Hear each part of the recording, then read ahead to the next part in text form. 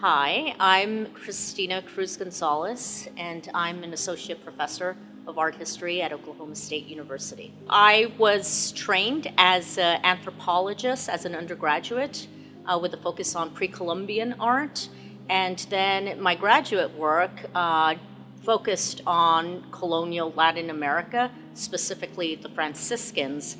And now, as a faculty member at Oklahoma State University, I'm finishing up a book that concerns itself with Franciscan images and how they were used in converting indigenous populations in the 16th century through the 19th century. And the work I'm doing here this summer is a kind of outcrop of that dissertation work and first book work. And it's really kind of pivoting on a particular object in the archive.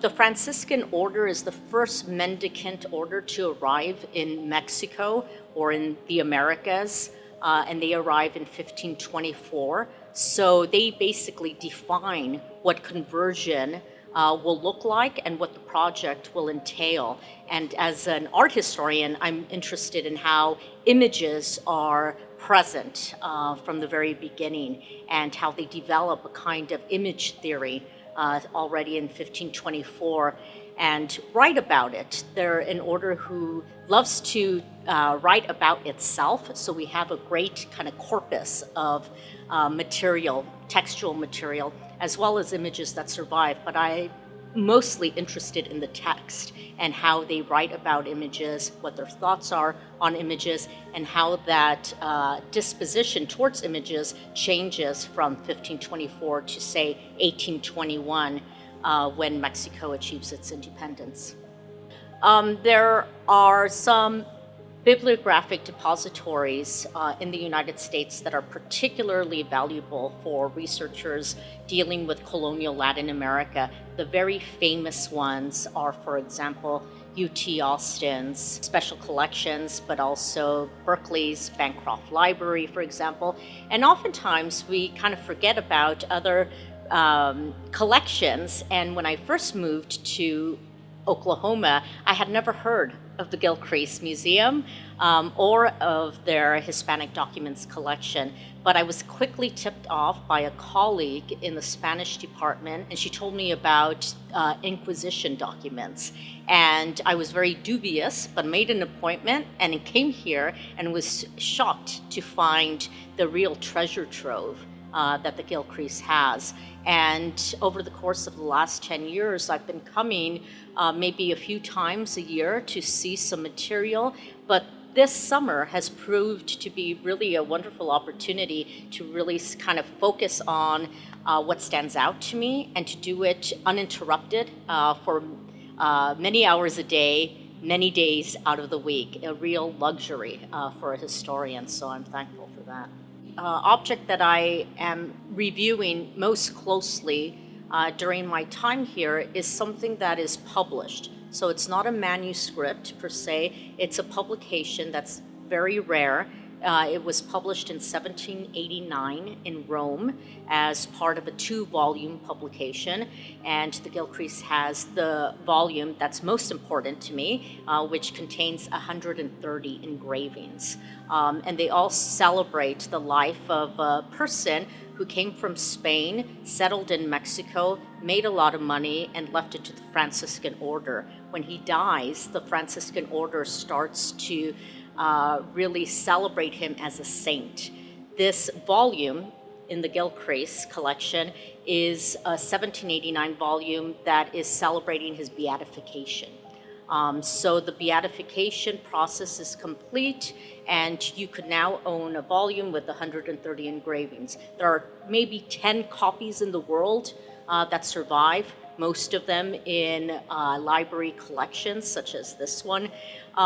But the Gilcrease example is unique, not just because it's rare, one of these 10 copies, but because it's the only copy that is hand-colored. So someone took the time to hand-color 130 engravings. So I'm interested in that color process and how to turn basically a manuscript into a devotional work of art. and the process by which that is done physically, kind of chemically, but also what that tells us about the story and how it changes the story when one colorizes it, and when one, for example, might racialize it as well. In the case of this particular volume in 1789. This research is, like I said, a kind of fallout of initial dissertation research that deals with the Franciscan order, and I could see it as an article that focuses on this particular copy, that's a colored copy, and what that means in terms of colonial Latin American engravings, and in this case, engravings that are very special and part of a process for making a saint. At the end of the day, our subject never becomes a saint. He's never canonized, but he is beatified and he's on his way. And so what I think it gives me is a kind of window of opportunity to kind of think of the process of saint making.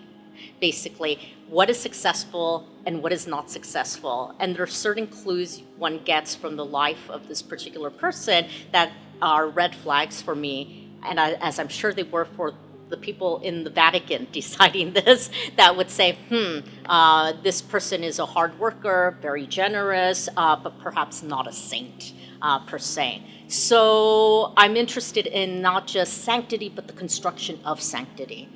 It's an incredibly accessible archive. So as someone who is here, who's been allowed to work with these materials, I like the hands-off approach. I'm given a nice workspace to review these materials, to have multiple objects in front of me at once, which is a real luxury, as anyone knows who's a historian who's worked with archival material, that multiple items could be pulled at once from the stacks, and that everyone's always in the library very supportive of my projects and what I need to complete them or to advance them, from the chief librarian to others that are working at the center. I've always felt a great amount of support and aid, and it's been really a luxury, like I said, to be surrounded by so many people.